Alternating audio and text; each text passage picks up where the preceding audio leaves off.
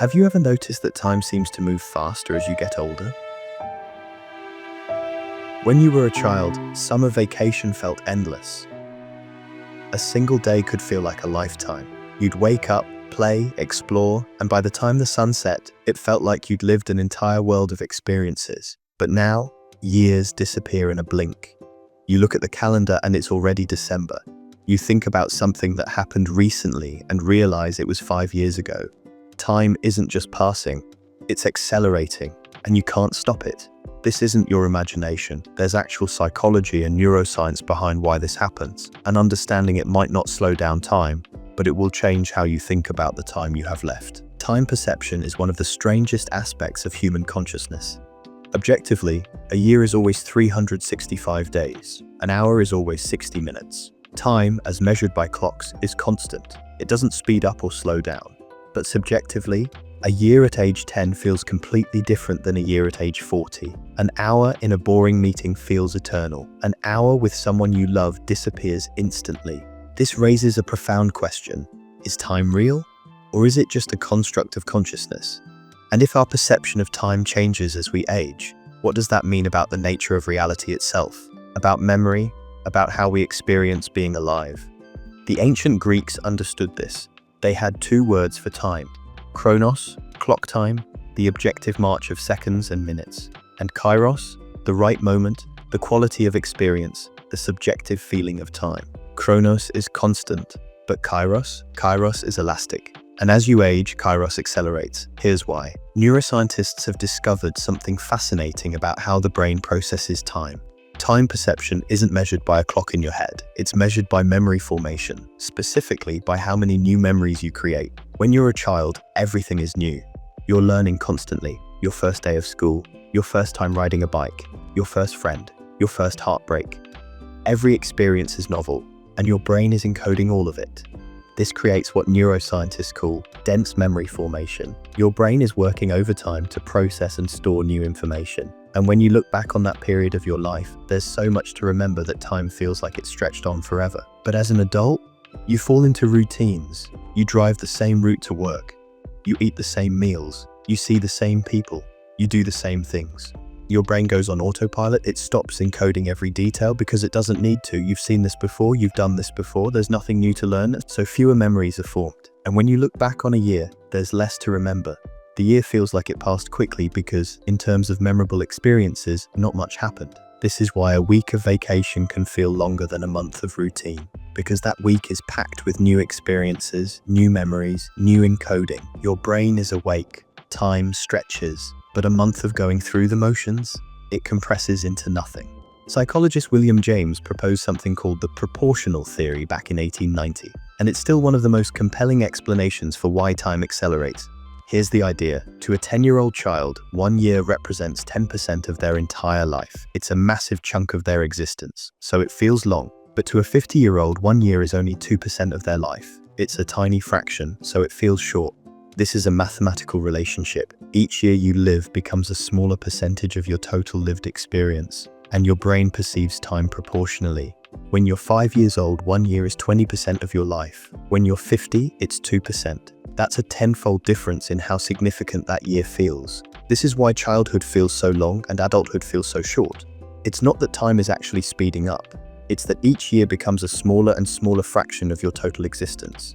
And there's another psychological factor at play: anticipation versus retrospection. When you're young, you're constantly looking forward. Everything is ahead of you. The future feels infinite. Time stretches forward endlessly. But as you age, you start looking backward more than forward.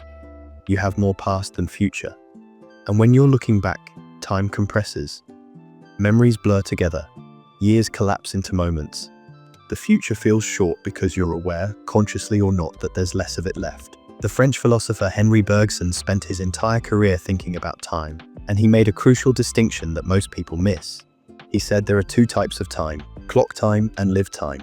Clock time is what we measure: seconds, minutes, hours. It's objective, constant, mathematical.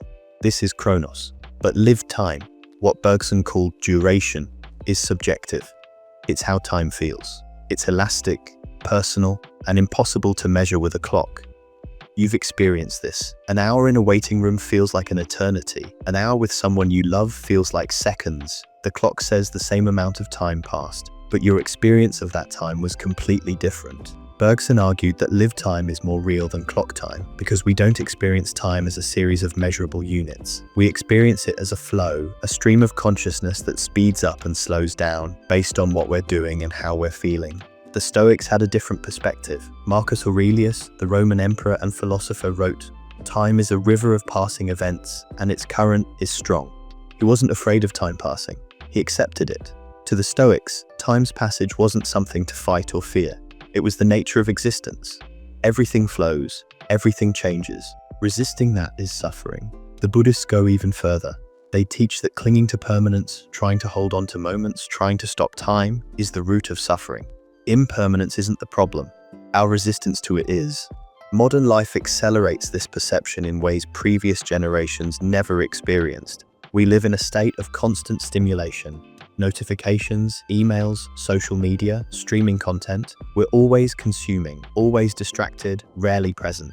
And when you're not present, time disappears. Think about the last time you scrolled through your phone for a few minutes and looked up to realize an hour had passed. That hour is gone.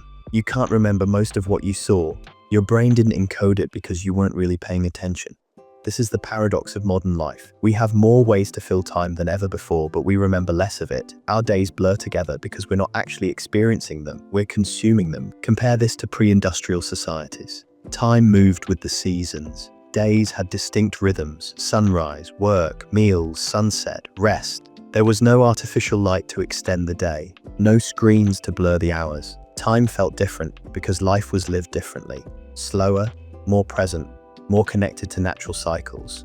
We've traded that for efficiency, for productivity, for the ability to do more in less time. But the cost is that time itself feels like it's slipping away faster. From an evolutionary standpoint, this acceleration makes sense. When you're young, your brain is in learning mode. Survival depends on absorbing as much information as possible. So your brain is hyper-attentive. It encodes everything. Time feels slow because you're processing so much. But as you age, your brain shifts into efficiency mode. You've learned the basics of survival. You know how the world works, so your brain starts filtering out the familiar to conserve energy. This is adaptive. It allows you to function without being overwhelmed by every detail. But it has a side effect. Time feels like it's speeding up because your brain is no longer paying attention to most of what's happening. There's also a darker evolutionary reality. For most of human history, people didn't live long enough to experience this acceleration the way we do now. Average life expectancy was 30, maybe 40 years. You didn't have decades of adulthood to watch time compress. You lived, you reproduced, you died. We're living longer than our brains were designed for, and one consequence is that we get to experience time's acceleration in a way our ancestors never did. So what does this mean for how you live? Understanding this doesn't give you control over time. You can't stop it from accelerating. That's the nature of consciousness, memory, and aging, but you can change your relationship with it. The reason time feels fast is because you're not creating new memories. You're on autopilot. You're going through the motions. So the answer isn't to slow down time, it's to wake up, to be present, to create experiences worth remembering. This is why travel feels so long when you're there but so short in memory. Why challenging experiences stretch time. Why falling in love makes moments feel eternal. Novelty slows time. Presence slows time. Attention slows time. Not objectively.